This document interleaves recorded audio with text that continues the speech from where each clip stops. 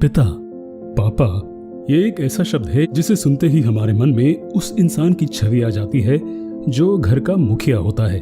पिता जिसे सब लोग उस नजरिए से देखते हैं कि पापा तो सिर्फ रोक टोक करते हैं। घर में सिर्फ उन्हीं की हुकूमत चलती है, जो पापा चाहेंगे वही हमें करना पड़ेगा।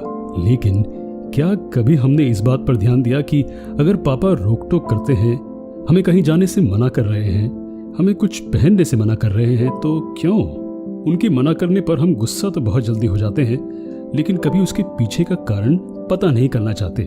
हर एक पिता अपने बच्चों के लिए एक उज्जवल भविष्य की कामना करता है। यही कारण है कि पापा हमें गलत राह पर जाने से रोकते हैं। पापा जानते हैं कि हम जो कर रहे हैं वो गलत है या सही, इससे हमें भविष्य में कोई नुकसान तो नहीं पहुंचेगा, इसलिए पापा हमें टोकते हैं। पापा के टोकने पर कभी गुस्सा मत होना, साथ ही उनके नजरिए से सोच कर देखना। हर पिता की तो उसके बच्चे में जान बसती है, पापा कभी हमारा नुकसान नहीं होने देंगे। हर पिता एक नीम के पेड़ की तरह होता है, जिसके पत्ते और बोल तो बेहद कड़वे होते हैं, लेकिन उनके छांव में जिंदगी बहुत ठंडी और आरामदायक होती है। हम बहुत आसानी से कह जाते हैं कि आपने किया ही क्या है हमारे लिए।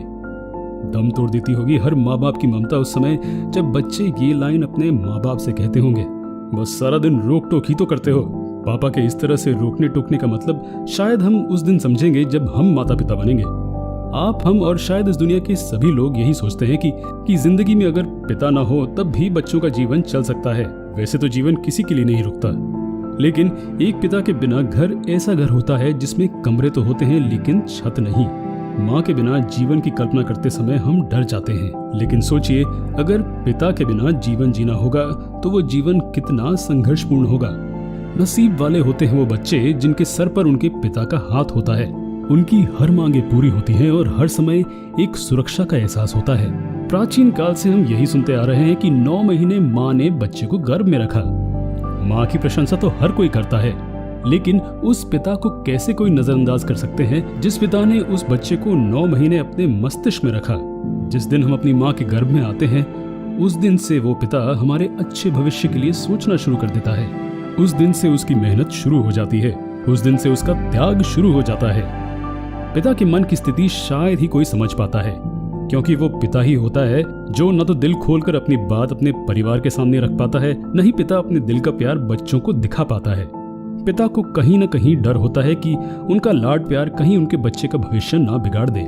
उन्हें ना चाहते हुए भी थोड़ा सख्त होना पड़ता है। हर पिता अपनी तरफ से अपने बच्चों की हर इच्छा पूरी करना चाहता है। हमारी इच्छा को पूरा करने के लिए पिता अपनी औकात भूल जाता है हर पिता कि उसके पास शायद इतनी शक्ति नहीं कि वो अपने बच्चे की हर ख्वाहिश को पूरा कर पाए। पर पिता अपने बच्चों की हर ख्वाहिश को पूरा करने के लिए अपनी पूरी शक्ति लगा देता है। पिता ही तो है जो अपनी पूरी जिंदगी अपने बच्चों को एक अच्छा भविष्य देने में लगा देता है। उस अच्छे भविष्य के लिए पता नहीं उस पिता ने कितना त्याग, कितना समर्पण किया होगा, लेकिन वो त्याग और समर्पण ना तो पिता जताता है, नहीं दिखा पाता है।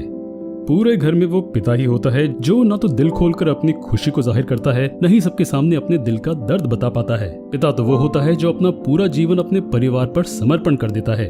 दुनिया पिता के सिर्फ ऊपर के कठोर रूप को देखती है, उसके अंदर का मुलायम मन तो किसी को भी नजर नहीं आता है। पिता ही है जो कड़ी धूप में रहकर हमें छांव में सुलाता है। ये तो शायद आपने भी सुना होगा कि जब माँ चूल्हे में जलती है और पिता धूप में, तब एक बच्चे का पेट भरता है। लेकिन इस बात को सुनकर भूल जाना सही नहीं है, क्योंकि यही जिंदगी का आधार है। तभी हम बच्चे अपने जीवन को मखमली चादर में सोकर गुजार पाते हैं, तभी हम बच्चे अपनी हर ख्वाहिश पूरी कर पाते हैं। घर से बेटी के विदा होने पर पूरा घर रोता है, लेकिन सबसे ज्यादा दुखी तो अकेला पिता होता है। हमारे घर का योद्धा पिता ही होता है जो पूरी दुनिया से लड़कर हमें सुरक्षित रखता है। पिता के उन एहसानों को तुम कभी भूल न जाना। वो पिता ही है जो हमें धरती में स्वर्ग देता है। आज हमने जितनी भी बातें पिता के लिए कही हैं, उन बातों को एक बार विचार जरूर करना, अपने पिता को गले लगाकर वो एहसास जरूर देना। ये आखिरी के 2 लाइन जो शायद पिता को परिभाषित कर दें। पिता के बिना जिंदगी वीरान होती है, तन्हा सफर में हर राह सुनसान होती है। जिंदगी में पिता का होना जरूरी है, पिता के साथ हर राह आसान होती है।